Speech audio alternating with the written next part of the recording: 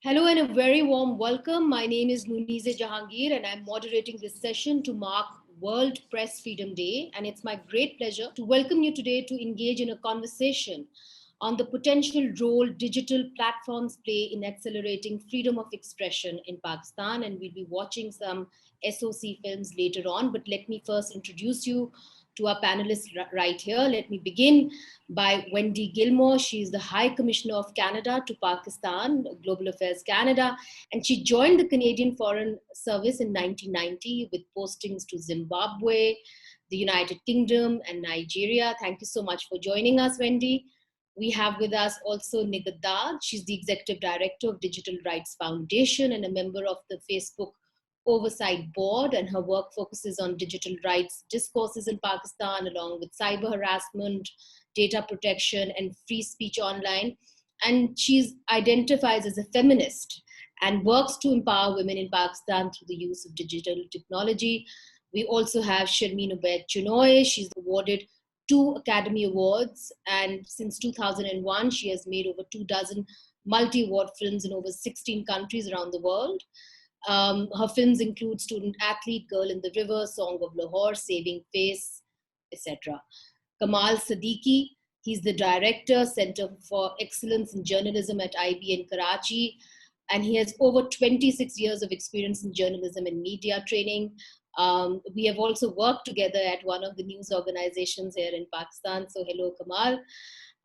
Usama Khilji, again, somebody who writes columns. We can read his columns at the Dawn. They're very popular. He's the director at Bolo Bhi. It's an advocacy, policy, and research organization focused on digital rights, internet policy, and he's a board member of the Global Network Initiative, a member of the Global Future Council on Systematic Inequalities and Social Cohesion at the World Economic Forum. And he's a member of Facebook's Privacy Experts Advisory Group for Asia Pacific. He's also a member of the South Asians for Human Rights. These are all our panelists, but before we begin, let's have the opening remarks from the High Commissioner. Wendy, it's over to you. Thank you so much, Munizae, and thank you very much for the opportunity to speak to not only such an august panel, but the others we have online as well. World Press Freedom Day is an incredibly, I think, timely event, an important time to remember the importance of media and journalism in all democratic societies. We've seen some very disturbing events here in our own location in Pakistan over the course of the last not only weeks, months, and years, where there's a real sense that media freedoms could be curtailed by actions of officials, by extremist views by others, by a whole variety of pressures that encourage or force journalists to conform to a particular view or to exercise, in some cases, outright censorship, in some other cases, self-censorship.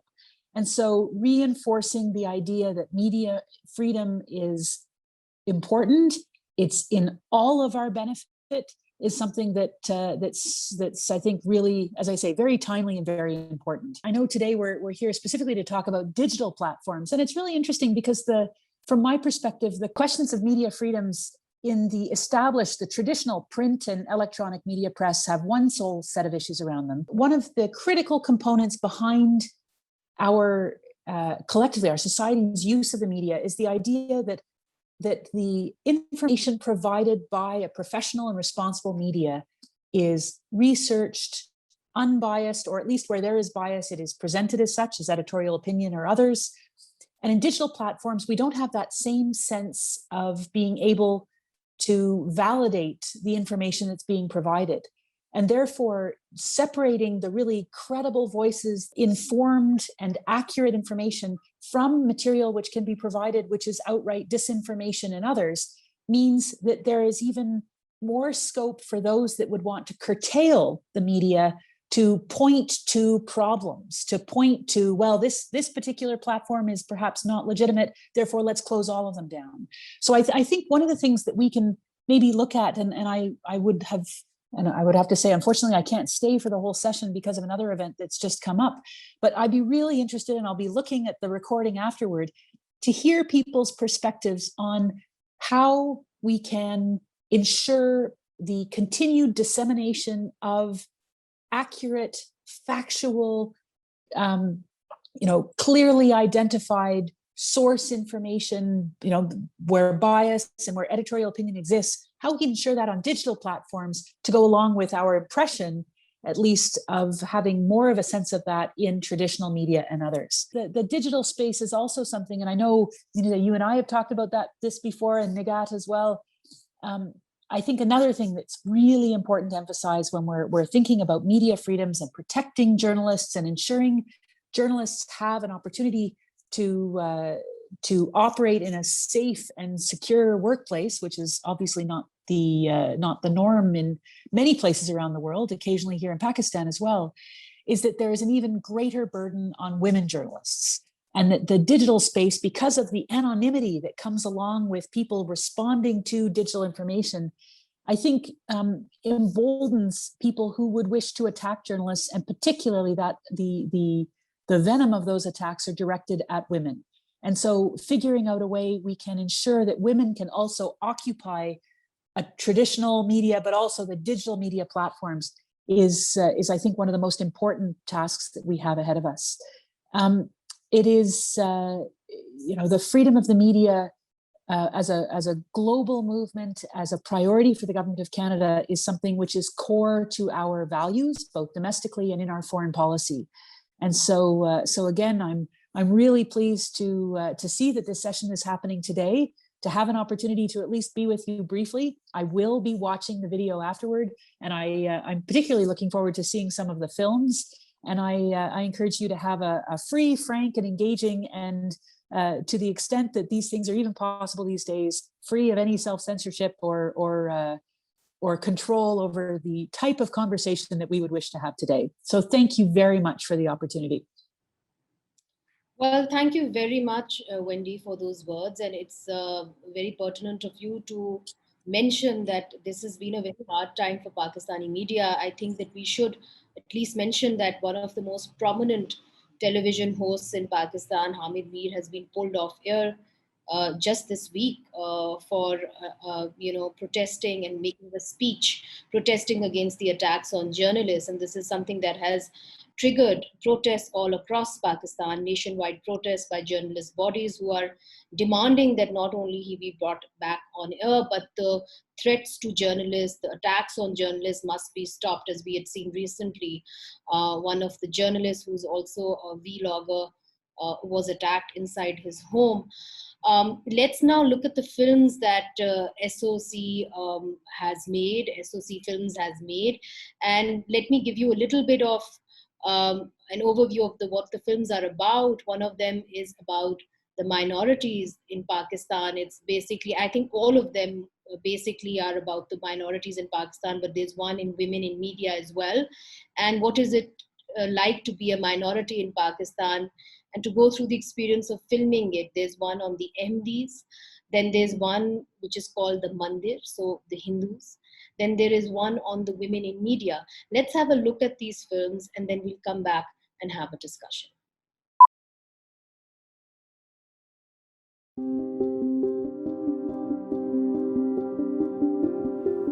देखिए constitution theory में तो गैर मुस्लिमों को भी वही हुकूक देता है जो मुसलमान को है, थ्योरी में। प्रैक्टिस में ये है कि हमारी सरकार भी और हमारा दरबार भी और हमारा समाज भी गैर मुस्लिम को मुस्लिम के बराबर नहीं समझता।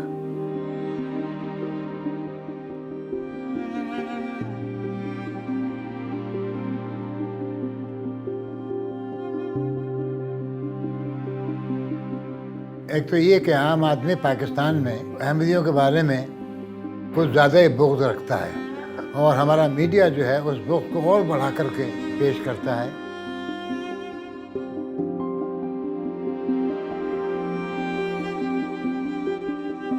(1953) तक आपको मीडिया में ना तो बहुत ज़्यादा मजहबी मुनाफरत नज़र आएगी, सिर्फ अहमदियों की नहीं, कोई भी।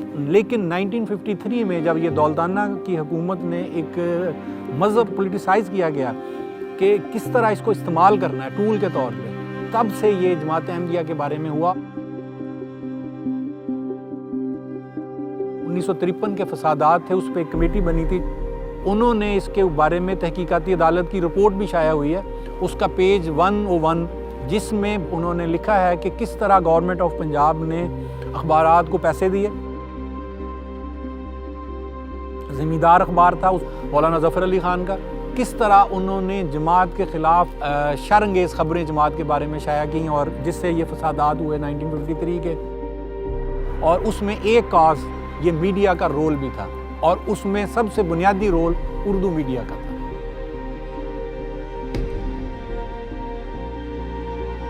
कि अहमदियों का मसला इसी दौर में 90 साल का मसला, इसका फैसला जो कौमी असेंबली ने किया है, जो 90 साल से चल रहा था, वो इसी वक्त में हुआ। जिन्ना साहब ने तो कहा था ना कि पाकिस्तान बन गया है तो सारे लोग जो हैं पाकिस्तानी शहरी जो हैं वो एक कौम है, चाहे उनका मज़हब कुछ हो, अक़ीदा कुछ हो, ये है ना। कौन मानता है इस बात को? कोई नहीं मानता। और मुझे खुशी है कि ख़त्म नबुव्वत के सिलसिले में ये अदना सी खिदमत भी हमारे हाथों अंजाम दी, और एक फितना जो एक अरसा से हमारी सफ़ों में बोया गया था, उसका कला कमा हो चुका है। More than 280 मर्डर हो चुके हैं आफ्टर 84, फेथ बेस। मीडिया में रिपोर्ट नहीं होते। इन्होंने आहिस्ता आहिस्ता हमारे लिए अपनी स्पेस कम कर दी। कि उसके बाद तो फिर यहाँ तक हो गया कि फिर मजबूरन हमें कहना पड़ा कि हम मीडिया टेररिज्म का शिकार हैं।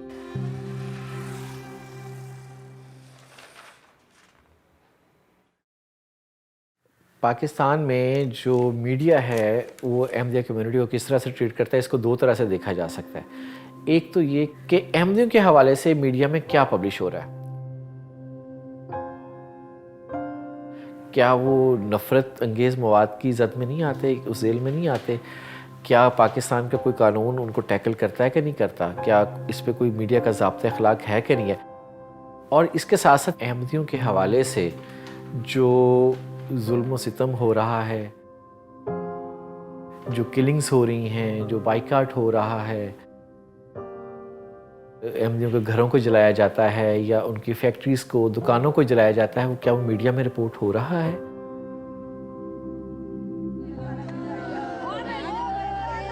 और मैं खुलकर इस फॉर्म के जरिए उस दुश्मन की पहचान बताना चाहता हूं, और वो पूरे पाकिस्तान का दुश्मन है। उस दुश्मन का नाम है फित्ने कादियानियत। खत्मे नबूवत के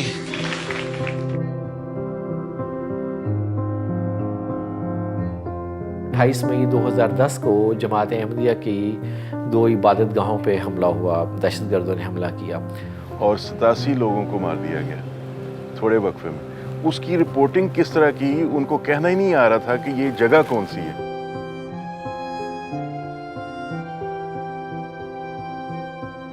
यहाँ तक चीज़ें रिपोर्ट हुई या स्टेटमेंट्स आए अखबारात में कि ये अहमदियों ने खुद ही प्लान किया वाक़या। एक ये भी आया कि कहीं ये इनकी आपस की तो कोई लड़ाई नहीं है। हमारी प्रेस कॉन्फ्रेंस थी उस रोज़, हमने बताया कि ये क्या वाक़या हुआ। वो प्रेस कॉन्फ्रेंस आज तक ऑन एयर नहीं हुई, सारे चैनल्स ने कवर की। तो यहाँ थ्रेट्स इस लेवल के हैं।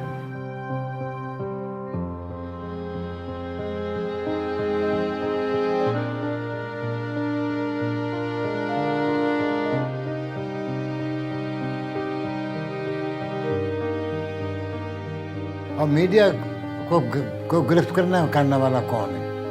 आप ये देखिए कि एक अहमदी को कल पेशावर में गोली मार दी, उसकी हिमायत में बोल नहीं सकता कोई।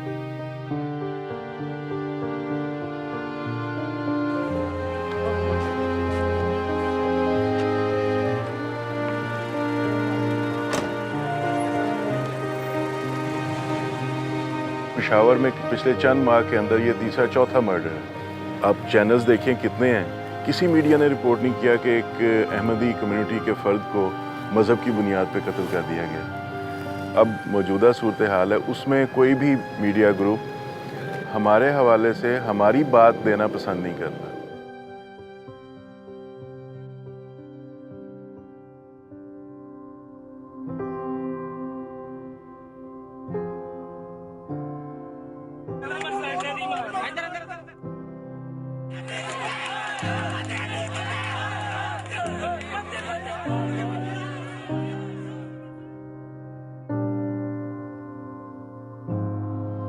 एक तरफ तो ये कि हमारा बयानिया नहीं आता, फिर हीरोज़ को निकाल दिया। पाकिस्तान में अगर चंद काबिल फ़ख्र पाकिस्तानियों के नाम लिए जाएं जिनकी वजह से वतन अज़ीज़ का नाम जो है आलमी बरादरी में इज़्ज़त और वक़ार से लिया जा सकता है, तो उनमें डॉक्टर सलाम का नाम सफ़े अव्वल में नज़र आता है। पहले नोबल लॉरिएट हैं पाकिस्तान के भी। अभी पिछले दिनों गुजरात में एक वाक़या हुआ कि डॉक्टर अब्दुल सलाम साहब की तस्वीर के ऊपर एक नौजवान जो है वो स्याही फेर रहा है। कादियानी कुत्ता है, कादियानी काफिर है, कादियानी कुत्ता है, काफिर है। कितने अखबारात में ये बात रिपोर्ट हुई कि ये वाक़या हुआ है परसिक्यूशन। 65 की जंग, 71 की जंग, इन जंगों में जो अहमदी जर्नैलों का किरदार है, उनको पहले टेक्स्ट बुक में हमारी उनकी तस्वीरों के साथ डिटेल्स होती थी, अब वो निकाल दिया गया।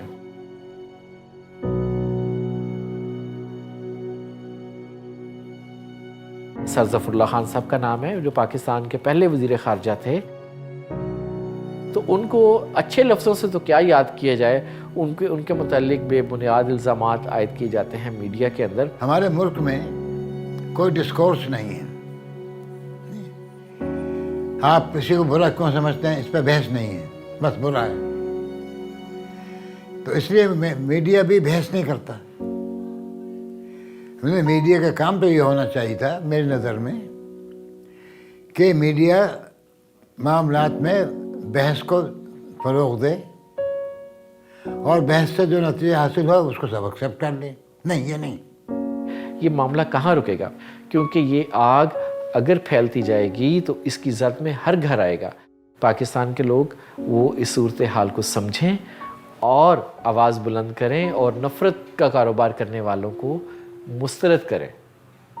कोई उम्मीद है आपको? मुझे ऐसा तो कोई उम्मीद नहीं है।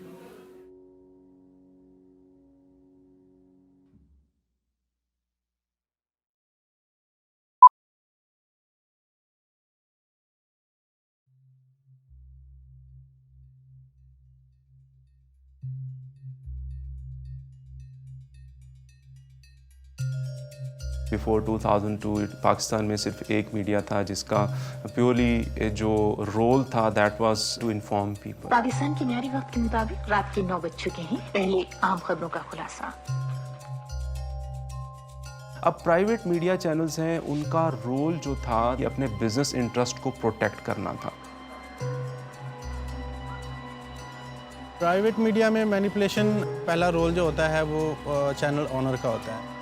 इसके बाद कुछ ग्रुप्स होते हैं, पॉलिटिकल पार्टीज होती हैं, तो ज़ाहिर बात है उनका नैरेटिव भी चलाना पड़ता है, खबर भी चलानी पड़ती है। और अनफॉर्चुनेटली मीडिया की जो भागदौड़ जिनके हाथ के अंदर है वो भी कोई सीजन्ड या प्रोफेशनल जर्नलिस्ट नहीं है। They are tycoons, they are business interest, they are corporate interest.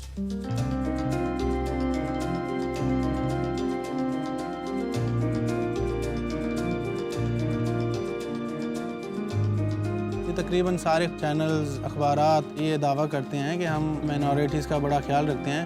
Bloch colony के 194 हिंदुओं ने इस्लाम कबूल कर लिया। इलाके में खुशी की लहर दौड़ गई। छोटी छोटी बच्चियां भी मौजूद हैं जिन्होंने यहाँ पर इस्लाम कबूल किया। बेटे आप कलमा सुनाएं पहले तो। कलमा मेन स्ट्रीम मीडिया है, उस पर ज़्यादातर हमारे अक़लियतों के इश्यूज़ हाईलाइट नहीं किए जाते, उनको स्पेस नहीं मिलता है।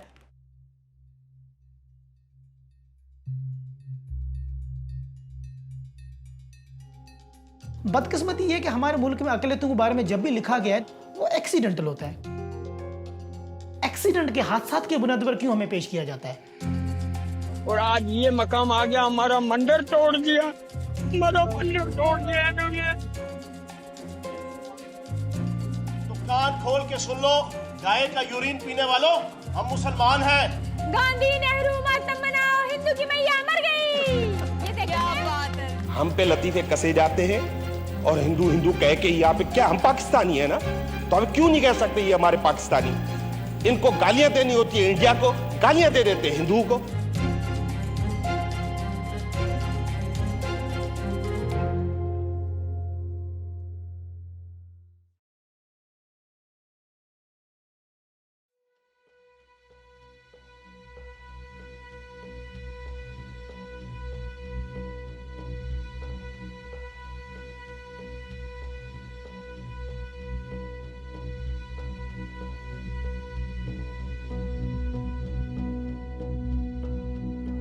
किसी भी मुल्क में अगर ये जाना जाए कि इस मुल्क में जमहूरियत कितनी पायदार है, मजबूत है, तो उसका पैमाना ये होती है कि आप अपने मुल्क में बसने वाले मजहबी अक़लियतों के साथ किस तरह सलूक कर रहे हैं।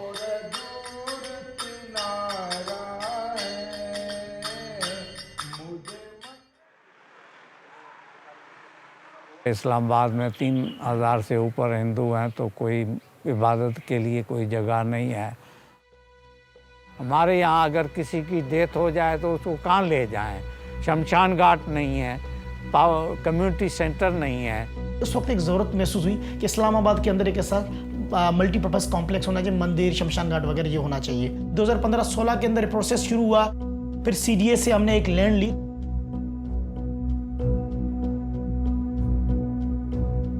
अब जब हमें लैंड मिल गई तो हमने इस्लामाबाद एक लैंड का नक्शा बनता है, इस्लामाबाद CDA के रूल्स के मुताबिक एक नक्शा अप्रूवल कराना था, और हमने हुकूमत में बोला कि ये मल्टीपर्पज़ एक चीज़ बन रही है, तो उसके लिए फंड्स के लिए 10 मिलियन रुपीज़ के लिए हुकूमत ने हमसे यकीन दहानी कराई।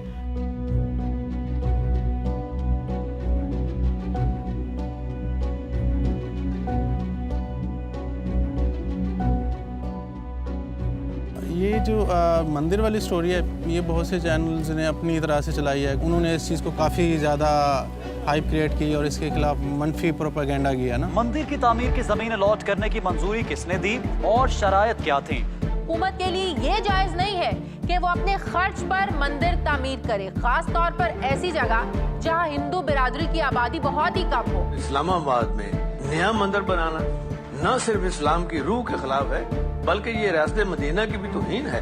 वक्त एक पूरी की पूरी हिंदू कम्युनिटी आपके मुकाबले पे खड़ी हुई है। आप 25 करोड़ मुसलमानों के दिलों के साथ खेलना जा रहे हो इस वक्त। तो जो सेंसिटिव इश्यूज हैं उन्हें एग्जेजरेट करके फैक्ट्स मैनिपुलेट करना शुरू कर देते हैं हम लोग। मीडिया का काम फैक्चुअल रिपोर्टिंग होना चाहिए, क्योंकि मीडिया हर घर के अंदर है और इम्प्रेशनेबल माइंड से भी रिएक्ट कर रहा है और मोल्ड कर सकता है ओपिनियन।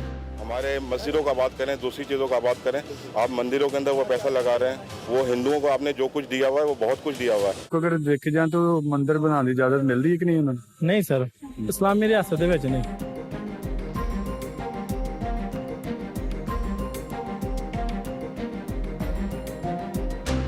मंदिर नहीं बनेगा, मंदिर नहीं बनेगा, मंदिर इस्लामाबाद में बनने नहीं देंगे। कोई हमारे मुल्क में ऐसी चीज बनी टूट जाएगी वो। अगर इस्लामाबाद में मंदिर बना तो ये याद रखना, मैं उन हिंदुओं तो चुन चुन के मारूंगा। हिंदुस्तानी कुत्तो तुसी रवो जरा औकात विच, बनन नहीं देना मंदिर असी कदी इस्लामाबाद विच, बनन नहीं देना मंदिर असी कदी इस्लामाबाद विच। लोगों ने हंगामा शुरू कर दिया, अजानें दी वहाँ जाके, और सारा कुछ जो है वो बोरिंग बनाई हुई थी वो तोड़ दी।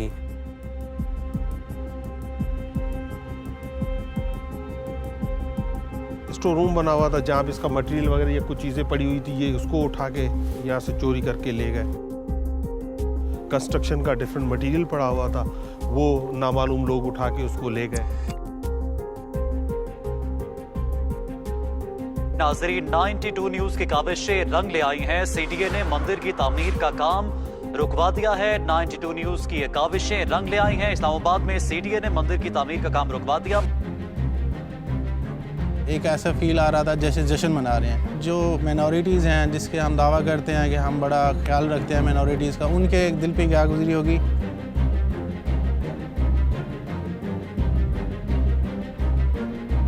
किसी न किसी TV चैनल पर इस मुल्क में बसने वाले मजहबी अक़लियतों के बारे में नाज़ेबा अल्फाज किए जाते हैं, तब उनको बेहयाई बेफाशी नज़र नहीं आती है। उनको भी अक्सर जो है इस चीज़ का अंदाज़ा नहीं होता कि जो खबर हम चला रहे हैं वो किस तरीके से बुलेट रिएक्शन करेगी और किसी की जान को ख़तरा हो सकता है, सोसाइटी को ख़तरा हो सकता है, किसी माइनॉरिटी को ख़तरा हो सकता है।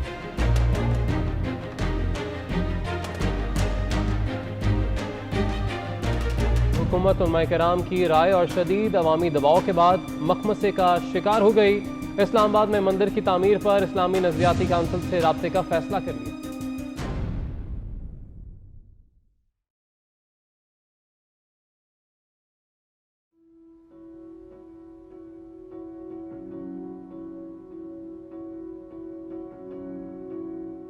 मुमकिन हल ये है कि गैर मुस्लिम चूँकि मुल्क की शहरी हैं, उनकी फलाह व बहबूद रियासत की ज़िम्मेदारी है। हुकूमत उनकी फलाह व बहबूद के लिए अलग से रकम मुख्तस करे, मुतल्लिका कम्युनिटी जहाँ चाहे खर्च करे, इससे कोई शरई एतराज़ लाजिम नहीं आता। और ये एक्सपेक्टेड है कि जैसे ही एनओसी हमें मिलेगी सीडीए से, तो पंचायत जो है वहाँ पे फौरी तौर पे बाउंड्री वाल का, शमशान घाट का और कम्युनिटी हॉल का काम शुरू कर देगी।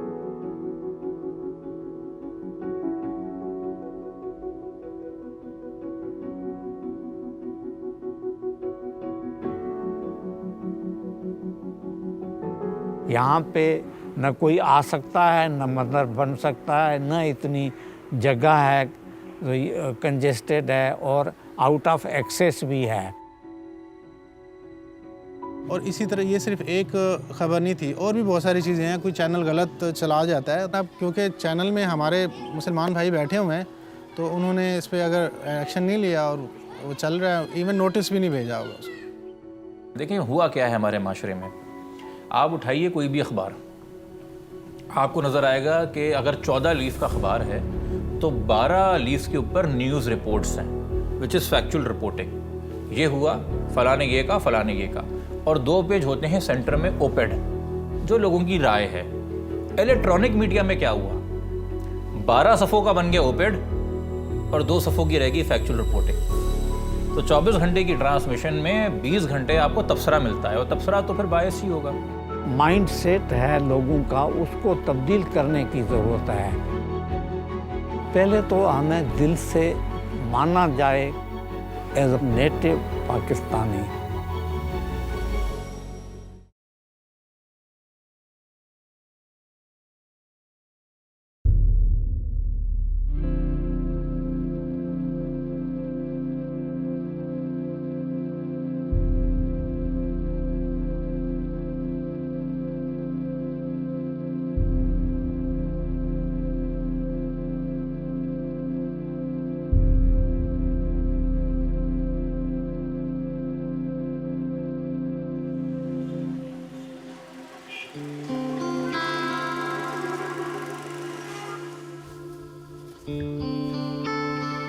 मेरा नाम फरजाना अली है। मैं खैबर पख्तूनख्वा में फ़र्स्ट ब्यूरो चीफ हूँ और मैं 22 साल से सहाफ़त के शोबे से वाबस्ता हूँ। तो तकलीफ़ दे था बहुत सफ़र, मैं समझती हूँ। जब औरत घर से निकल आई तो वो जैसे पब्लिक कमोडिटी बन गई है। कुछ चीज़ें ऐसी हुई कि आपको जाते हुए हाथ लगा लिया, है ना, आपको छेड़ दिया या जुमला कस दिया, हरास भी करने की कोशिश की जाती है। सना मिर्जा, मुझे लग रहा है कि आपको इन्होंने पत्थर मारा है या कोई चीज मारी है। ओबाश नौजवानों ने अब तक न्यूज की खातून रिपोर्टर के साथ बदतमीजी करते हुए धक्के दिए हैं। ये देखिए, ये है इनका एटीट्यूड, ये है।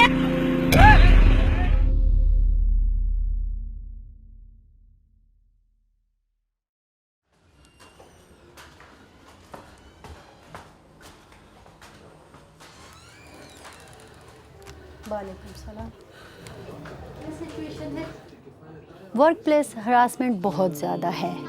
ज़ाहिर है आप जब तादाद में कम होंगे, जब तक मैं रिपोर्टर थी, जब तक मैं बॉस नहीं थी, मुझे बहुत ज़्यादा प्रॉब्लम्स का सामना करना पड़ा।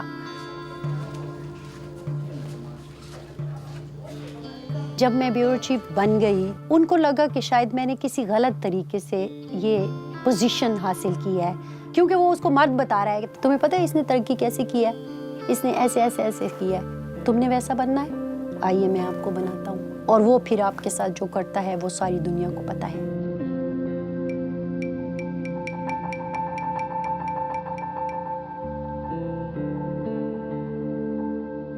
मैं अपनी फैमिली में पहली लड़की थी जिसने मीडिया ज्वाइन किया। 2 मैं बचपन से अपने रिकॉल करती हूँ कि जब अनाउंसर्स होते थे टीवी पे तो आई वुड स्टैंड टीवी के सामने और मैं अनाउंस करती थी उनके लहजे में। अस्सलाम वालेकुम, आप देख रहे हैं इस्लामाबाद से, मैं हूं तंजीला मजहर। सियासत की जा सकती है असद साहब। पीटीवी मेरा मदर इंस्टीट्यूशन था, बहुत सालों से मैं पीटीवी में काम कर रही थी। मैं इस वक्त मौजूद हूँ मीर अली बेस पे। ये औरतें पढ़ी लिखी होनी चाहिए थी, इनको स्कूलों में जाना चाहिए था। आप कलमा पढ़ के मुझे बहन कहते रहे। मेरी बात सुनो प्लीज, मैं कह रहा हूँ ना, मुझे ना करो, छोड़ दो, मैं तुमसे माफी मांगता हूँ। ये 2009 की बात है। मैं अपने बॉस के ऑफिस में गई, हमने एक ट्रांसमिशन की।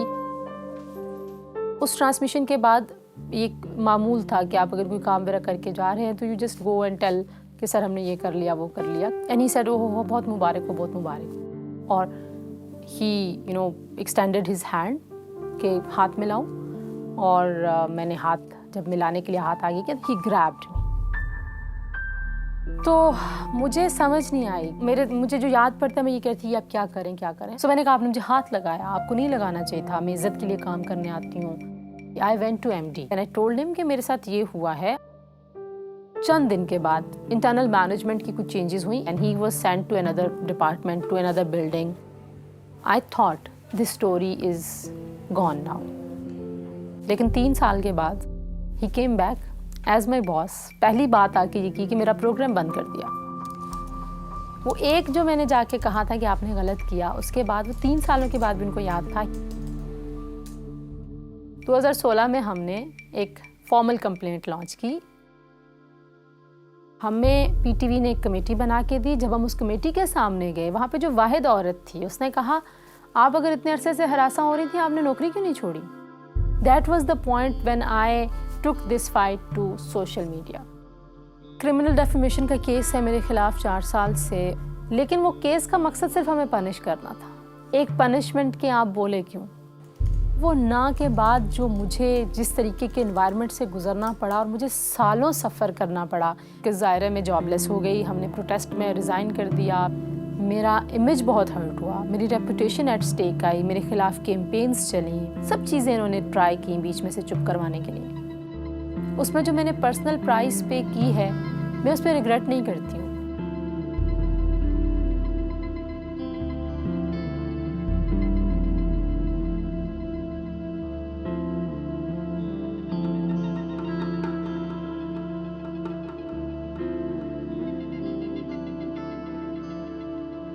जब मैं छोटी थी तो हमारे एक कार्टून हुआ करते थे अबाउट सुपरमैन। जो खातून थी सुपरमैन के साथ, शी वॉज ए जर्नलिस्ट। तो ये पैशन जो है कहीं ना कहीं दिमाग में बचपन से चल रहा था। सबसे ज़्यादा मुतासिर हुआ कमिटीज की इलेक्शन हो जाए तो ओपोजिशन की जानिब से जो अब ये कहा गया कि वो कभी सोचा भी नहीं था कि इस तरह से बैकलैश का सामना भी करना पड़ सकता है।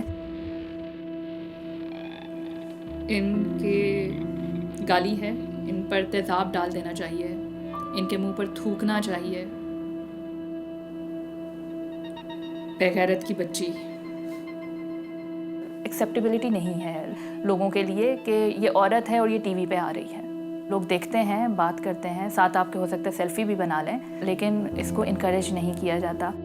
ये BBC उर्दू सर्विस है, फरहत जावेद से खबरें सुनिए। इतना बुरा फील होता है कि आप औरत हो, आप भी वही बुलेटिन बता रही हो, आपके साथ एक मेल कोलीग है, वो भी वही बुलेटिन बता रहा है, लेकिन जो मेल कोलीग है उधर आप कमेंट्स लोगों के देखें तो वो उस खबर के बारे में बात कर रहे हैं। औरत खड़ी है तो तुमने गैर इस्लामी कपड़े पहने हुए हैं, तुम काफिर हो, तुम अमरीकी हो, तुम फलांकी एजेंट हो, तुम फलांकी एजेंट हो। बहुत सारी गालियाँ ऐसी थी जिन्हें मुझे उनके मतलब नहीं पता थे and I had to check कि इस गाली का मतलब क्या है जो मुझे दी जा रही है।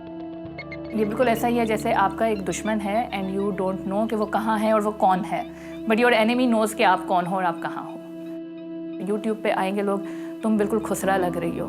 आई रिमेंबर एक किसी ने बोला तुम्हारा तो कोई रेप भी ना करे, यू नो, इस किस्म के आप क्यों इस तरह की बातें कर रहे हो।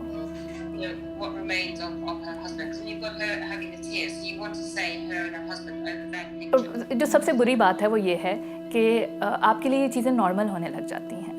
मुझे पहली बार किसी ने कोई घटिया गाली दी तो पहली बार मुझे बहुत गुस्सा आएगा। मुझे पहली बार रेप का थ्रेट मिला, मुझे बहुत गुस्सा आया। जब मुझे दूसरी बार, तीसरी बार, चौथी बार वही चीज़ मैंने देखी तो आई स्टार्टेड इग्नोरिंग इट, जो कि डेंजरस है।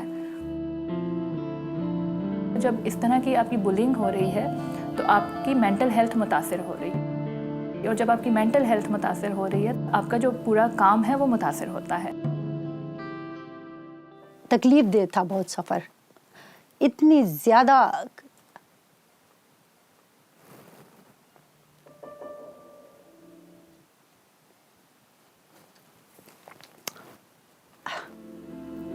सॉरी, मुझे कभी कभी ऐसा लगता है कि मेरी सबसे बड़ी दुश्मन मेरी कामयाबी है।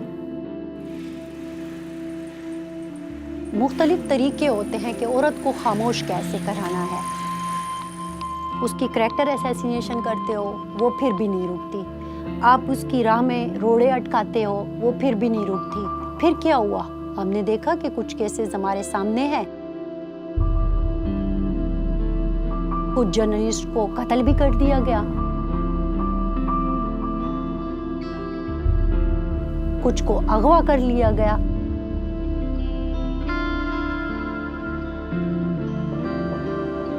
मुझे खुशी इस चीज़ की है कि सारी ख़वातीन जो हैं वो कहते हैं कि हम ये बर्दाश्त नहीं करेंगे।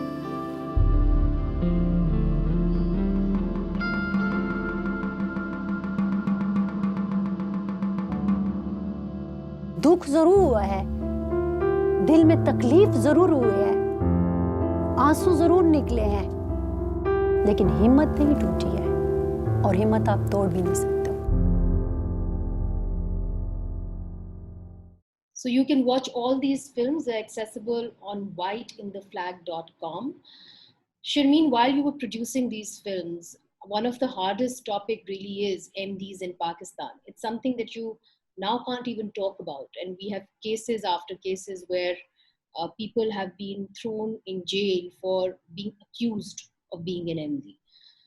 How difficult was it to film this? Because people are very often reluctant to even speak about it. You know, SOC Films decided that we wanted to document the experience of what it means to be a minority in Pakistan and what it means to report on minorities in Pakistan.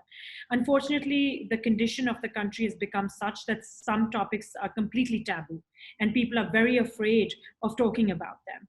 But I think that it's very important to not only talk about them, but as a society to educate ourselves. So we created our own platform, which is whiteintheflag.com.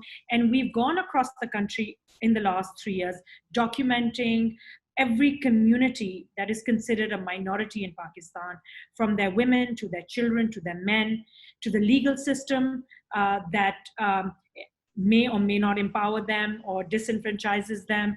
And the experience of documenting Ahmadis in particular was terrifying for many of us because, you know, the way that you can even report, the words that you can use that associate with the Ahmadi community, many of them are problematic for journalists to use. Their place of worship, the terminology we can use or not use about the religion they associate themselves with, all of that is extremely difficult. So when you put a team together to go out to report on their experience, you make yourself responsible for that team and what wrath will come their way when that is put out there. And we will tell you that once we put out films that talk about the Ahmadi experience, because we've made several films about what it means to be a young man who's Ahmadi, what it means to be a family, you know, we've done podcasts and films, that there has been backlash. There have been notes that have been left to us to say that, you know, you should not be talking about these kind of issues. But as you know, there are some of us who are very committed to having these difficult conversations. And even those of us who have dedicated our lives to talking about these issues are now being silenced systematically through a superstructure that is being put into place. Well, let me ask you, are these films going to be released in Pakistan? Do you have any plans of that? The films are available on the website White in the Flag right now, and we are disseminating them through various means into schools and colleges, on our mobile cinema that will travel the length and breadth of the country. These films have already started to be shown, but they're available and free and available online, so anybody can access them. And we have been trying to engage as many people as possible in Pakistan who are human rights activists, who can take these films into their spheres of influence. All right. So let's move on to Usama. Usama, I read your opinion piece this morning in the newspapers.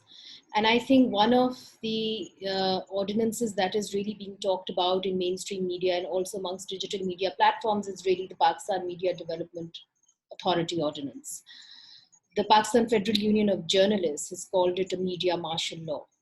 What is in this ordinance? And why is it that they're calling it a media martial law? Thank you, Munizae. I think, first of all, we need to look at how it was introduced and the fact that it's being introduced as an ordinance and not an act in the parliament that's going to be debated upon on the floor of the House, like it should be in a democratic society and then debated in the standing committees of the National Assembly and the Senate, really shows the intent behind such a measure. And secondly, no stakeholder consultations were held. But what we're seeing is a very draconian draft that's being introduced.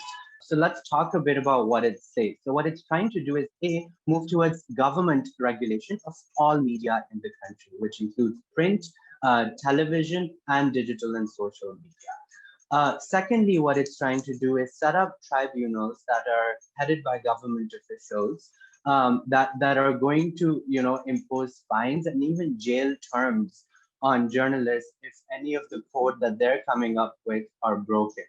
And then what they're also trying to do is issue licenses and no objection certificates to all media organizations and digital media startups that have to be renewed annually. So essentially what this really means is that if a media house or a group does not toe the line of the government, or the government is not very happy, or the state is not very happy with what the coverage of issues is like by media houses and digital media startups, then their license may be revoked. So essentially what this is going to end up doing is encouraging even more self-censorship, because it's holding hostage the employment and livelihood of all the journalists, through censorship. So if you don't censor, you're going to lose your jobs. Yes, you're absolutely right, because even, as journalists and being on television, we were asked to give our inputs and most of us said, well, just scrap it. You'll have to just go back to the drawing board and make another law. And I'll come to digital media with Nighat very soon. And I know that that's something that she's an expert on. But before I do that, Kamal, I'd like to speak to you. You and I were working at a time when there was still some kind of freedom. I would say somewhat freedom. And I still think there is somewhat freedom. But the kind of self-censorship that we have now in the last 2 to 3 years, it's unprecedented. And most of the people who are on television, anchors who are on television, journalists on television are feeling the heat of this, especially after Hamid Mir has been taken off air. He's definitely the most popular, the most prominent anchor that we've had in the last decade. What kind of message would this send? What kind of precedent will this set? Thank you, Munizae, for that question. I think it's a very important question. In terms of the message, I think like you and I were talking about this earlier, Geo is possibly the most, I'll use the word, one of the most outspoken news channels right now. Has been, if you remember a couple of years back, there was again some issue after Hamid Mir was attacked, and that whole saga that started. Jung Group is Pakistan's largest media house, and along with the Dawn, these are seen as two very important news organizations. More importantly, I think if I look as media observers, because they don't have any commercial links, so they're very independent in terms of the message they give out. I mean, they don't have any commercial considerations. When you talk about the message being given, if you look at Dawn is possibly the most respected in terms of the content that it produces and the kind of stories that it does. More recently, the work that they've done on Bahria Town. So these are two of the top most media houses in Pakistan. And if you are trying to bring them down, I mean, what is happening right now is Hamid Mir's show is possibly the most popular current affairs talk show in Pakistan today, according to the ratings that we have. If we don't go into in how the ratings come, but we do know that he is a very popular person in terms of the program that he produces. So in that sense, to silence him and to also come down hard on the Jung group, and Geo included, sends a very important message to all the other media houses that either you toe the line or we will try to close you down. Now that's exactly what they've been trying to do with both the Jung group and with Dawn. They're trying to financially starve them in terms of advertising. What we saw over the past couple of years is Dawn has had to lay off employees. Its business has been affected. The same with the Jung group, their business has been affected. But at the same time, there's a lot of political pressure on them to try to make their reporters self-censor. There have also been instances where the Jung group has accommodated, even Dawn has accommodated people that were nominated by different quarters, the establishment. So what we are seeing is that both these major news organizations are fighting for their survival. So that's one thing. The message that's been given to the other media houses, many of whom already have very strong business interests. So most media houses in Pakistan, with the exception of these two, are linked to some business house in one way or the other, or they have other business or commercial interests. Message is being given, if you try to do what these two are doing, we will come down on you strong, we will cut you off financially, we will make an example. We've already made example of these two who are the most powerful and who are seen as the most respected, and we will do the same to you. So you can see, Munizae, that most others have fallen in line. You don't see the kind of content that you see in Jung or Geo or in Dawn on most other news channels. So they've given the message, they're following up on it now. That would be a very, in terms of my observation, what I feel is that this is a very important step when it comes to censorship, to censorship, to freedom of expression. You're absolutely right. And Nighat, I'll come to you. You know, Hamid Mir was actually protecting a journalist, but they say that he was really beaten up because of a vlog that he did, criticizing one of the higher ups in the military. The question really is that did trigger off protests across Pakistan, and the military was blamed for subjugating the press, for oppression, etc., for silencing the media in Pakistan. Now, coming back to this ordinance, there has always been a desire to also curtail the social media space. What are your thoughts about this ordinance, and how do you think it will curtail the media space, especially now because a lot of young journalists have found a space with TikTok, with their vlogs, with YouTube? How will this curtail the space for social media users? And at the same time, there has to be some kind of guidelines, as Wendy also referred earlier. There have to be some kind of red lines, for expressing, and that is not there. Yeah. So I think even beyond, if we look beyond this ordinance, we really need to look at the regulatory framework that has been initiated by different governments, previous government and then this government. And I think this PMDA is another attempt to centralize the regulation when it comes to mainstream media and then digital media, and bringing everything under one umbrella, so one authority that will look into everything. But I think even before that, when as Usama mentioned, the social media rules, for instance, was another attempt to regulate social media. But then, a lot of resistance, we have seen a lot of resistance from, not just from local groups, but also tech giants. And that has been challenged in Islamabad High Court at the moment, and proceedings are going on. And even before that, there is cybercrime law.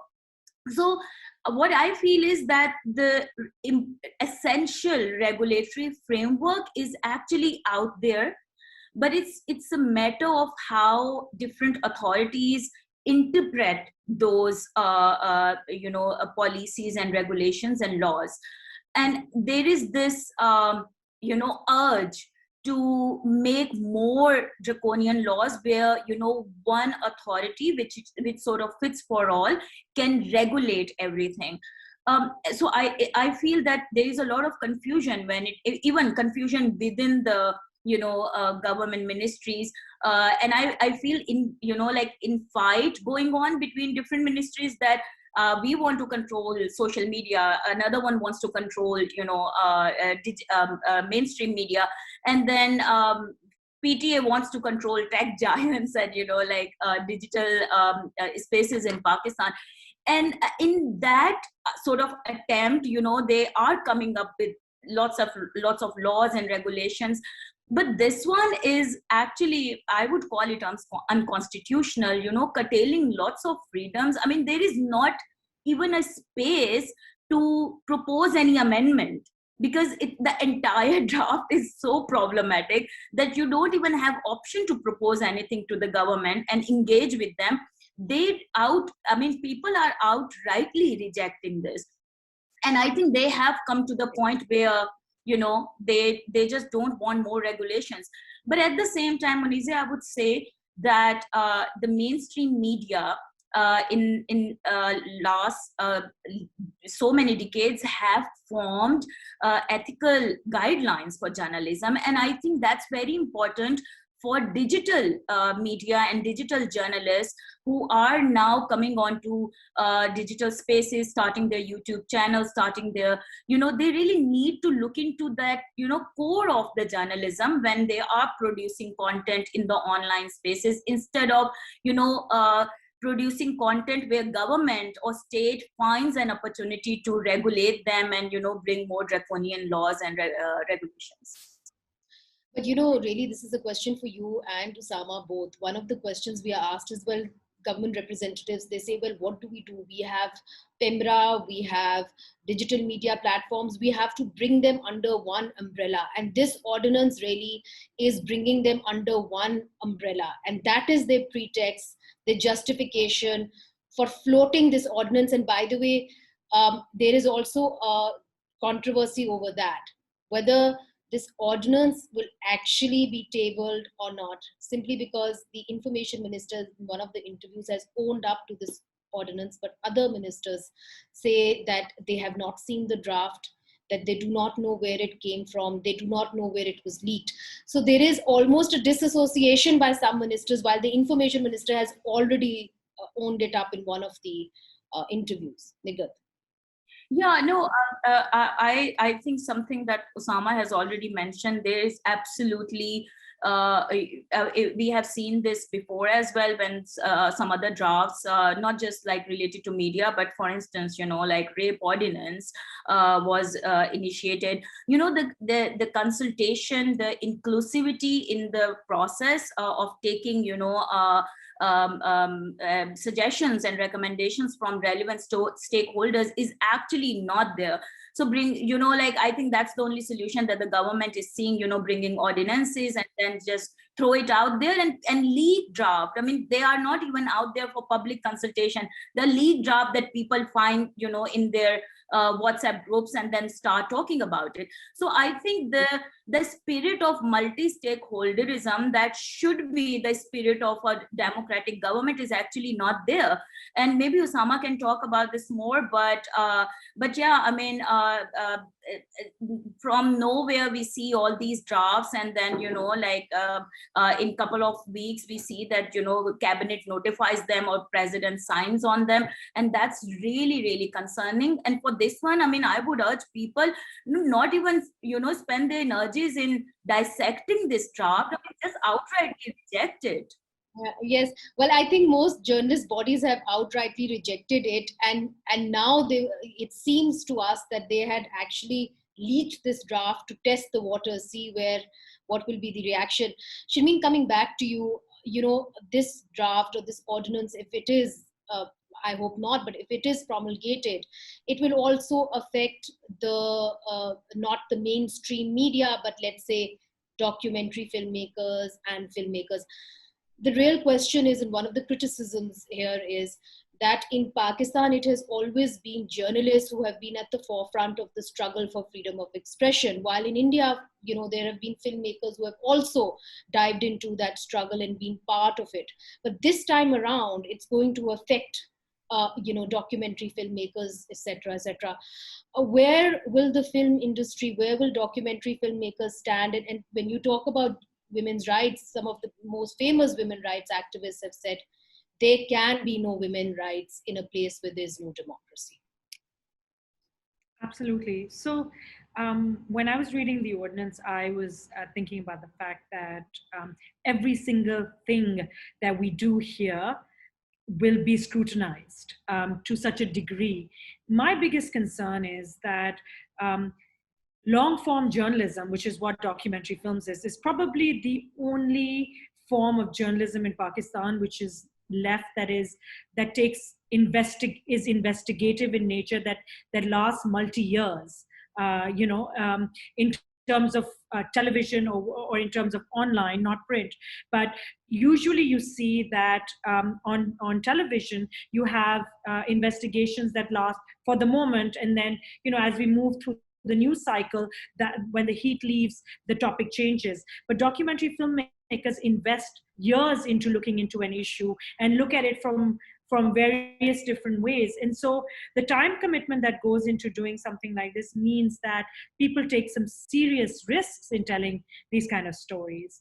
And to have a body that then dictates what can and cannot be said, what is the truth, how the state sees an issue, is very, very problematic. It means that many young men and women across Pakistan who are studying in institutions, including the institution that Kamal has, what is their future going to be in terms of their reporting and whether they'll choose to be documentary filmmakers or not. This country desperately needs young men and women committed to doing investigations in rural, small towns, urban centers. It's only through those exposés that then can only find their way onto digital platforms, because no television channel will run any of the investigations that we do. As a documentary filmmaker, I'll tell you that 99% of my work is online. It is not on a television screen in this country. And I'm one of the lucky ones. And when I see a 20, 22, 23-year-old young man or a woman trying to get into this field, and then I look at this ordinance, I know that it's so overbearing that no one will want to go into this field. No one will want to invest their time into that field. It's going to have a dramatic impact on filmmaking in Pakistan. And I think that it's actually going to deter many, many young people in becoming documentary filmmakers. Okay, well, Usama, let me come with that to you, simply because in Pakistan it takes very little to put yourself at risk. And as Sharmeen said, there have also been in mainstream, for example, a lot of investigative journalism. As Kamal mentioned, Dawn, the whole story on Malik Riaz, they worked on it for months and months and months. But even as I speak, when we were at the press club protesting, lots of young journalists came forward, and 2 or 3 of them confided in the Pakistan Federal Union of Journalists, saying that we have been picked up, we have been beaten, we have been thrashed, we've been intimidated. And for stories that were investigative stories, maybe 3, 4, 5 minutes long. The question really is that when do we get to that conversation of whether we are going to do accurate journalism within ethics, when constantly journalists are being pushed to just fight for their own survival, for their own safety? I think, Munizae, whereas all of this is happening, I think there's a lot of solidarity, and that's what gives me so much hope. Just as this ordinance came out, you saw joint statements from the largest lawyers' body, from the largest journalist bodies, from the largest human rights bodies, and they're all fighting together. You have the Pakistan Bar Council's Journalist Defense Committee that fights pro bono for the rights of journalists who have cases against them. So whereas there are all these attempts to silence people, I think they're there because the powers that be are afraid, because people are working in solidarity and refusing to be silenced and refusing to cow down. And I think that's what gives me a lot of hope, because young people today are not going to put up with, dictatorial policies, just as our previous generations have always stood up. And I think Pakistan has a very rich tradition of standing up against oppression. So I think that's really undermined in a lot of these conversations. Whereas investigative pieces are concerned, I think there's been a very unfortunate onslaught on independent journalism. We've seen the excellent long-form magazines like Herald and Newsline shut down in the past few years. And even now when I'm researching, a lot of times I end up going to pieces that were written in the Herald or Newsline a decade ago or years ago, and they're still so timeless and relevant. So it's like beautiful journalism that's being silenced. But I think at the same time, what we're also seeing is on the digital media, a lot of independent platforms, come up. Munizae, you run Voice PK, which is an excellent platform for human rights news, that's come up and which does some very good investigative pieces related to human rights with journalists that are very young. And I also know that, working with you and others, they feel a certain sense of protection also. So I think that sort of mentorship from senior journalists is also very strong that we're seeing. Why was Hamid Mir taken off air? Because he stood up for the rights of young journalists who were being attacked.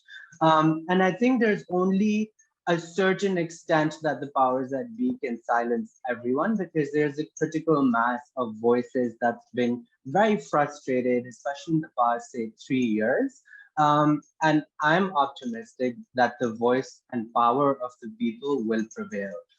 As we've seen with a lot of draconian legal measures being shot down, hopefully this one will also be shot down through solidarity of groups of freedom lovers that outnumber those that want to silence people. Well, I mean, you put it very well, and you talked about the heroism of journalists in Pakistan. And Kamal, I'll come to you. There is no doubt that there is a lot of heroism here. And look at what Hamid Mir did. He protected a young blogger who didn't even know him, a vlogger, young journalist. He's only 27 years old, Asatur. And as a result, I mean, he really doesn't know what the future holds for him. He spent decades here, doing journalism, and doesn't know now whether he'll be able to do this anymore or not. The question to you really is that all of this stems from Article 19, which talks about freedom of expression, but there's a condition put on freedom of expression. You cannot talk about the judiciary, you cannot talk about the military. And the dichotomy is, and the irony is that they, at least the military, is at the center of politics in Pakistan. So how do you get around that when everybody is talking about their role? The politicians are referring to their role. The international organizations, media, they're all referring to their role in politics. But as journalists, you can't report that story?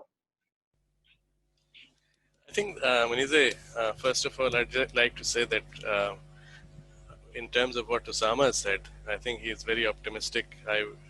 I wish I were that optimistic. I'll just say that. I don't think things will work out the way he thinks. I hope they do. But this comes to your question, Munizae, and something that you also said earlier, and I want to refer to that, where you said that when we worked in the same organization. Now, when I go back to the columns that I wrote in that time, this is barely 5 to 10 years ago, those are the issues I can't write about in my column today. The censorship is so much there that even I know sitting in my room that if I write this in my column, it will not be published. So that element of self-censorship has become it's all over now. In terms of what you're saying, you see the Constitution says, I'm not a legal expert, but in terms of what the Constitution says and the spirit of what it says, and compared to what we have seen in terms of military interventions and what we've seen in terms of how the military has manipulated in the past, and other, not just the military, but other interests that have manipulated in the past, time and again, like you yourself said, Sharmeen also talked about the history of journalists in Pakistan and how they have stood up time and again, how they have written articles, how they have exposed things, how they have managed to, turn the tide in some instances. So in terms of our history, in terms of what the journalists have done, that's very much there, and that is something that continue. I think it's not just about that. I think there's more to it. I think in terms of what Hamid Mir said, while he was defending Sattur, the issue was not just that, it was also the comments that he made that got him into trouble. If he had not made those comments, possibly the reaction would not have been as strong as it was. This also happened in the past instance when he'd been attacked. So if we put things into context, what Hamid Mir has done is a very brave thing, I think, in terms of what he said, but knowing he knew fully well what he was getting into. And in that sense, I feel that knowingly when you get into a situation, you must have gotten tired of the constant censorship, the constant interference, the constant pressure to say what you did. Now, having said that, sorry, I'm interjecting here, but I think it was for the first time that in Islamabad, at least, people broke into the house of a journalist and beat him up. That had never happened before. No, Munizae, it may not have happened. I think there have been one or two instances it has, but I don't have the real. But that is something that we definitely should condemn. Definitely, that is something, and it's growing.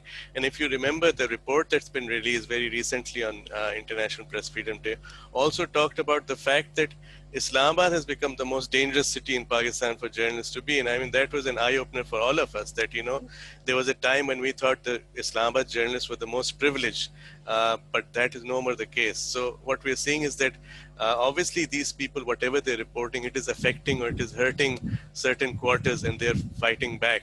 Now, keeping this in mind, I think one thing, Munizae, I think all of us are in this profession not because of the money. I don't think much for the fame. They're here because we think something is right and something is wrong. Going back, and we should fight for what is right. And that's what comes to what Usama said about the younger generation. I think they also have this very strong sense of, what is right and what is wrong. The only thing that's happened possibly is that the mediums have changed. We've gone on to digital. And if I were to describe Sharmeen today, I won't call her an independent filmmaker. I'll call her an investigative journalist. The reason is the kind of the documentaries that she's done. Possibly those are very powerful documentaries in a country where the literacy rate is barely 20%. The kind of work she does is something very significant. And that also translates into digital, because there's audio, there's video. I feel that with the new digital technology, we are reaching more people. Hamid Mir's clip has been seen by much more people than it was if it were in print. So these things are changing, Osama. I think that is, for me, that is more encouraging than the unity of the journalistic community, which technically never is united. So having said that, in answer to Munizae's question, I feel that we will continue doing based on our passion for doing journalism and our passion to tell the truth. So we will continue, but I think the way we will say it will change. Well, I have to say that I share some of Usama's optimism. We've been in many protests together, and with Nighat as well. And we've seen the protests swelling and swelling over the years, especially the Aurat March, Nighat. The question really is, I mean, it seems to me that is what it takes to be a journalist, to be a media person like yourself in Pakistan, to also be online, to do your work, but also to be, on the front lines. To talk about freedom of expression, to struggle against, suppressive regimes or laws. My question to you really is that in the digital media space, when do we get to the conversation of what is right, what is ethical, what is wrong, when you're constantly firefighting, as we have seen, or constantly taking to the streets? Because young women have come to me, I'm sure they have come to you, and they have complained about online harassment. They have even complained about assault. They have talked about how when they have done a certain investigative report, that people have visited them at home and they've asked one question: should we continue in this field? A lot of young women basically come to me and ask this question. And I would say, Munizae, that things have changed drastically over the last couple of years, especially, like the access to digital media, increase of, using digital devices, but also, like increase in internet penetration. So people do have access, women do have access, and cyber harassment was actually, it was still the same when I started this work on digital rights a decade ago. It has increased over the years, but I have also seen that women, they are claiming online spaces more and more, even after the backlash that they face or the harassment and abuse that they face. I think for me, the concerning issue is the laws that were made in the name of protecting women and girls in Pakistan, the cybercrime law, and how that law has been weaponized against journalists and activists over the years. So many women journalists who have complained to Federal Investigation Agency last year or even a couple of years ago, their complaints are still pending, right? And then we see some complaints which get priority at the law enforcement agency. So the arbitrary interpretation of the law, the arbitrary actions of the and priorities of the law enforcement, I think these are all the things that we really need to address. And at the moment, I feel we shouldn't look at the media freedom in isolation. We really need to look at, the holistic picture, that what had happened to the NGOs, in last 10 years.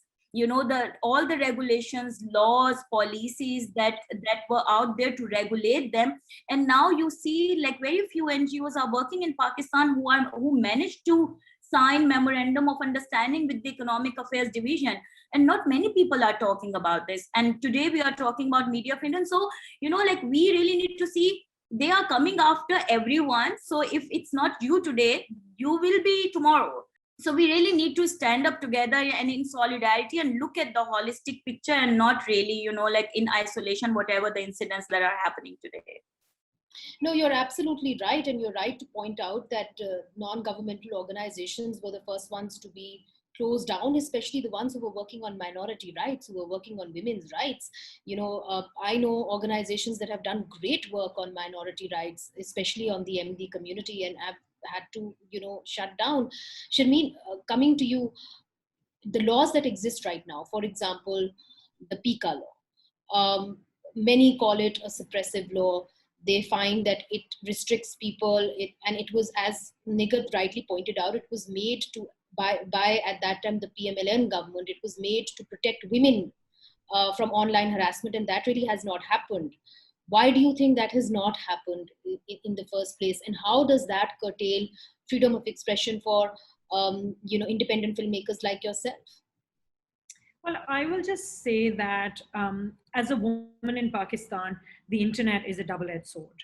And so, you have incredibly intrepid young women who choose to become journalists or documentary filmmakers, who have a passion for it, who go out into the field, who report.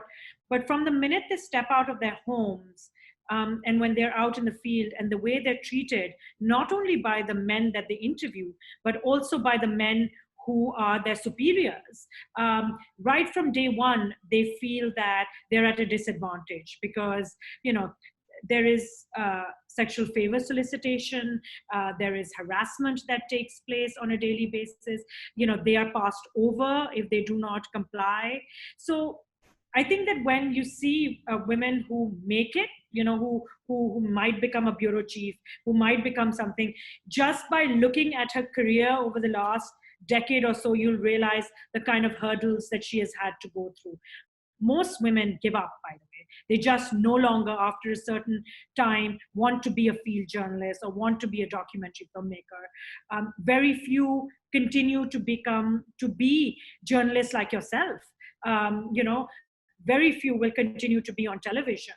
You can name a handful of women who are left on television. You'll see women who will report on, who'll do the morning show, or who'll do, very light-hearted material. But many women will not continue because it becomes extremely hard for them to do so.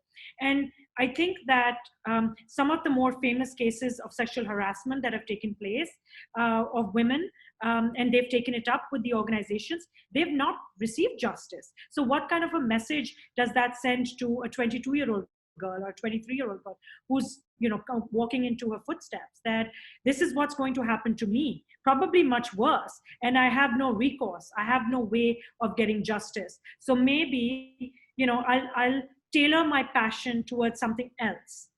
So as Kamal was talking about self-censorship, women will self-censor that desire and that passion for journalism because they can no longer afford to get into that.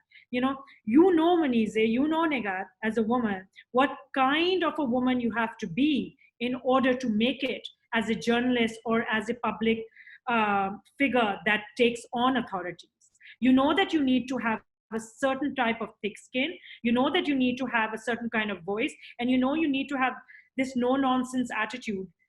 But it's like we've made it so difficult that only a certain type of a woman can make it through. And ordinances like this do not help, because while they pretend to provide a apparatus of protection for women, they really do not. Well, what you say is very interesting, because you refer to, I think, the Misha Shafi case, the famous Misha Shafi case, where the only time a defamation suit was actually successful was when Ali Zafar slapped Misha Shafi with defamation. How do you think that would? Are you referring to that when you say that women will be? I was actually talking about a female journalist who worked at PTV and who had taken on a case, and I know of several other women in different organizations that have tried to approach, because as we were working on this film about what it means to be a female journalist, we met so many young women who face sexual harassment, who faced harassment at work, but don't even want to talk about it, don't even want to report it, don't even want to have anything to do with it. And the few that have had the ability and the resources to report have seen that their career has come to a brutal end, or that they have not been given the opportunities that they would have wanted because of the fact that they spoke up. So I'm talking more along the lines of the messages that we are leaving for young women who want to become documentary filmmakers or want to become investigative journalists on television. Yes, and I think that you're referring to the famous PTV case where, actually both the women were asked to leave, but the person who was accused continued to stay on and then was later on asked to leave. There were also these sexual harassment committees that all the TV channels had resolved to formulate, but they under the law, which in the beginning they did, and then it all fell through. Usama, the kind of attitude that TV channels, mainstream TV channels have towards women, especially on violence, stories of violence against women. I would say chaska leke chalate hain. There are some channels who put it as crime shows, and so I have also seen on one TV channel in particular that I was part of, and I protested. They use the camera lens to make it look like it is the rapist, and they kind of looked at the woman not as a victim, but as an image of that somebody should be lustful for, and that was very, very vulgar and extremely distasteful, and we all protested against it. But it has happened again and again that these stories are related in order to, in a way, in a strange sense of way, to enjoy them. Why is it that mainstream channels have the same attitude towards minorities as well? And is there a way that this can change? Absolutely, and I think just the coverage that we see of gender-based violence needs to really improve. And it points to the general attitude of society at large towards cases like this, where there's a lot of victim blaming, there's slut shaming, and there's a lot of silencing of people who speak against harassment. I mean, look at Misha Shafi's case. It's one of the most prominent cases, and the sort of backlash that we've seen against her through PR campaigns and others on social media trying to blame her for it and trying to reduce, to gaslight her and to show that, oh, this doesn't really matter because you're lying and you likely wanted or asked for it, is the sort of narrative that we see overall as well. But I think there have been some significant changes to this in the past year through the courts.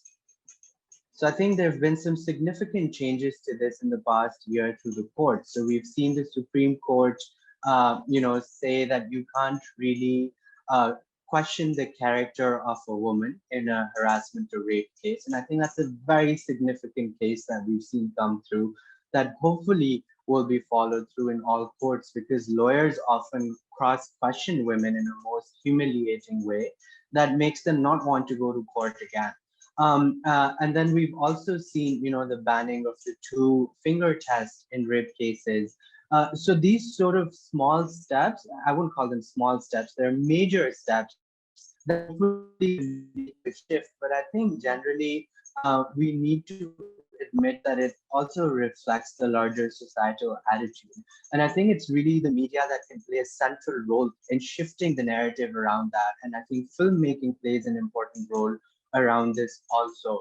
So when we think about, the dishonorable killings that family members do of women in the name of supposed honor, when we think of acid attacks, when we think of harassment at the workplace, that is so commonplace, I think some guidelines also need to be followed. So what we've seen in the past few years is the media starting to realize a bit of this and starting to say not show the pictures or names of victims of or survivors of gender-based violence. But a lot of channels still do that, right?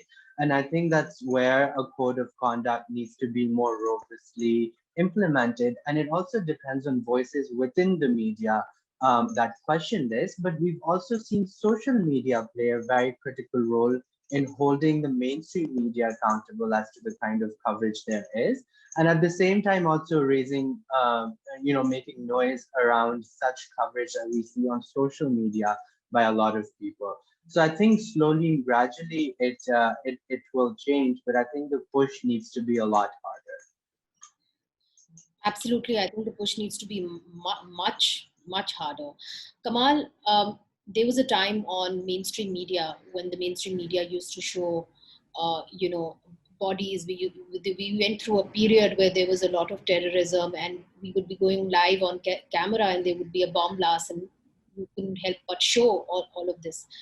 That is now all part of the past. We've managed to come to some kind of a consensus that we are not going to show this. Yet at the same time, mainstream media continues to shy away from talking about minority issues, especially the MD issue.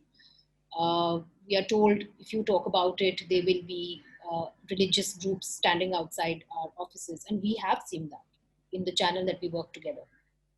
So is it something that the mainstream media will continue to do? How do you see this evolving? I think, yes, you're right. When it comes to, I think if we understand better how this, let's start with what you said about the body parts. Who resolved it? How was it done? It was not the initiative of the government. It was the initiative, if you remember, of news directors. It was the industry correcting itself. The industry said, the news directors of different channels sat together and said that we will make sure that we will not show those body parts. And secondly, if we did, we would give some sort of disclaimer or something, which they have. When they made that agreement, very few people thought it will go through, but they have by and large respected that. It's been more than 10 years now. It's worked. So that gives you a lesson. The lesson is that if the industry puts its mind to something, they can actually achieve something. Now let's start with that. Your previous question to Usama also talked about how, when we talked about violence against women, gender-based violence, how it's reported. And again, I feel, and if you see, Munizae, in this, the interesting thing is that the government doesn't take any, PEMRA does not take notice when you do see this, like for example, what you talked about in terms of the lens and how an incident was covered. You don't see PEMRA taking notice of this. PEMRA usually takes notice of political things, never of issues that relate to violence and things that generally that relate to women, gender, or minorities. So now it comes to your question about, do you think this will happen? In my opinion, at some point we need to sit down and talk about it. But it's a very sensitive issue, like you said, because there's always, and we've always self-censored. Time again, we have not touched issues that relate to blasphemy. If you remember, there was a time that when we were reporting a blasphemy case in the newspaper, we had to be very careful about what language to use, what to say, because a little mistake could actually cost the life of somebody. So keeping that in mind, ideally, it is the industry that has to sit down and it is the industry that has to figure out how are we going to go ahead and how are we going to change the reporting.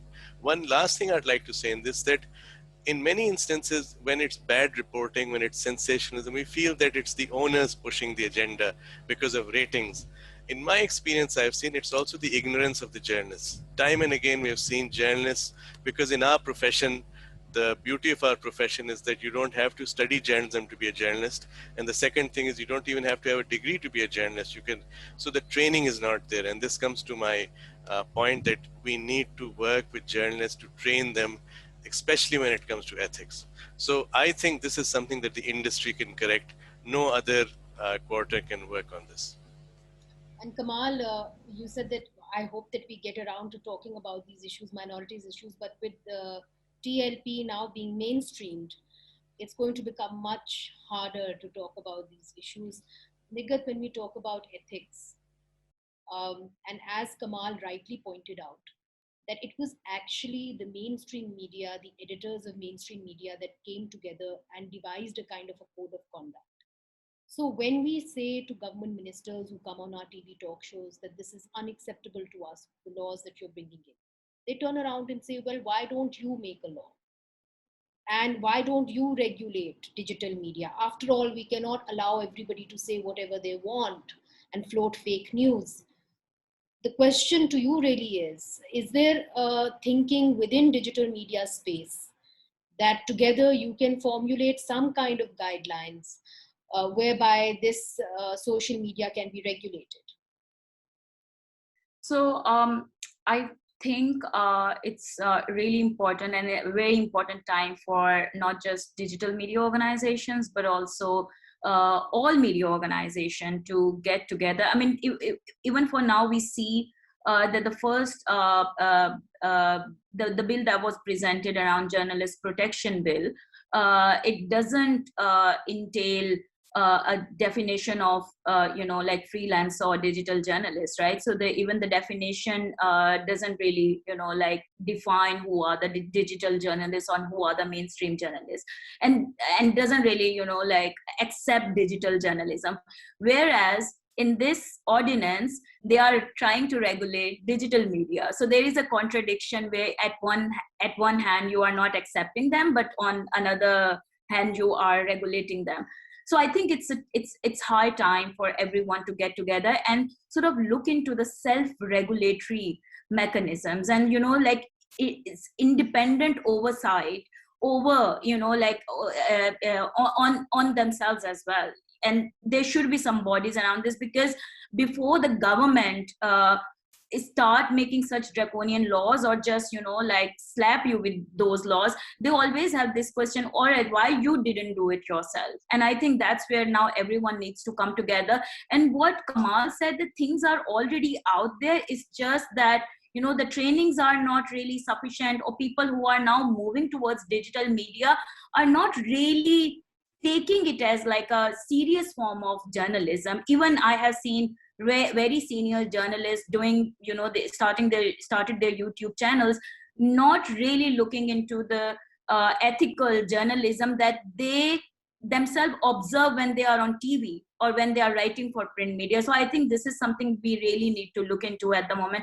And then we are seeing some digital media alliances are coming up, who are now negotiating with different bodies and asking them to also accept them as, like proper journalists.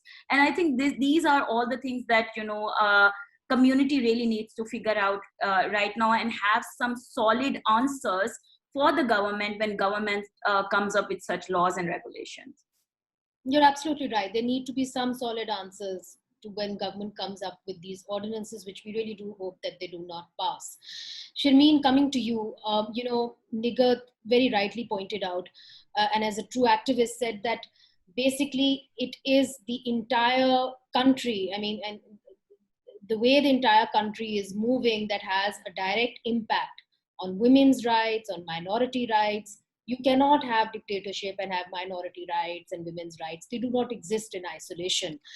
My question to you really is that now that the space for mainstream media is being so constricted, there is so, according to journalists, it has been one of the most repressive periods for journalists in mainstream media who are working in the vernacular in Urdu. How is that going to impact independent journalists like yourself? I think we decided around that time that when we create content, who sees that content? Because if we can't put it on television and we can't put it on, where do we put it on? So we built our own dissemination method, which is we built a mobile cinema, and it goes from village to village, town to town across Pakistan. For the last 4 years, we've done it. We've reached over 50 to 70,000 people a year through our screenings, where we take our films and the films of others like us, and we take it into these spaces to hold discussions. It's almost like in the evening, the mobile cinema comes out and a community gathers around it and they watch films and then they talk about it. I think the question is that everyone is feeling the heat now. It's, you can be an independent journalist, you can be a mainstream journalist, you can be an English journalist, an Urdu journalist. If you are someone who is dedicating your life to finding out what the truth is and to holding the state accountable and its institutions accountable, there will be wrath against you. And I think that that's a written sort of thing. You should know if you are going to become that kind of a journalist, get ready for the game that's going to be played for you. You will be maligned, there will be lies against you, you will be picked up. It's a step-by-step systematic discreditation of a person. So if you can't actually physically pick someone up, how do you malign a journalist or a news organization? You make lies about them, you fill the internet about hate, you discredit the person or the organization so much that when they begin to hold the state accountable, there are enough voices around to say, actually, they have an agenda. Actually, that person is Western or CIA funded, or that organization is raw, or that person gets paid under the table or has a plot from somewhere. Where does all of this information come from? It comes from the institutions and the people who want to discredit people who hold state accountable. And so as long as that continues to happen, I think that everybody under the gambit of journalism or documentary filmmaking will continue to be on the back foot and will continue to face a backlash. Well, there's a last question to you, really, because you've had this interesting experience where you've taken your film directly to the people of Pakistan, and there is really a perception that the people of Pakistan are actually far more progressive than the state. Have you had that experience? Because all of us are filtered through digital media space to mainstream, there are restrictions, but you've had direct access to the audience, as you say, and I'm sorry, I didn't know that you've actually worked in Urdu, and I knew about the children's films, but not this. What has been your experience with people? Are they really that conservative? I think the idea is that when you do not expose people to competing ideologies, when you only tell people one way of thinking, then they will only think that way. But the minute you show them something that opens a light in their head, that makes them question the information that has continuously been fed to them over and over again, it's just like switching on a light bulb. If you can switch that light bulb on and you can get them to question the things that they see and the things that they hear, then you have done justice to your profession and to your work. And that's what we do. We're only trying to switch on a light bulb and say, we know that this is what you think is the truth, but look at this. And then think about what you're going through, and think about what the communities are going through, think about what women go through, minorities go through, or what the state is doing, and then tell us what you think is the truth. We have to, all of us have to expose people to competing ideologies, because we often think that people are not smart. It's just that they do not have the right information. Well, thank you very much. And here is to switching on more and more light bulbs. I know all of you in your fields are doing that and doing that very well. And as Nighat said, that media freedom of expression cannot exist in isolation. This is part and parcel of fighting for a democratic society. And a democratic society can only be realized if there are free and fair elections, and there is a willingness, which there is in Pakistan, for a democratic society. So I really do, I'm with this on with Usama, I think there is a lot of hope in Pakistan, and I would like you all to log on also to whiteintheflag.com to support our minorities. And we are very lucky to have an Academy Award winner filmmaker talk about this. Thank you very much for joining us on this webinar, and goodbye.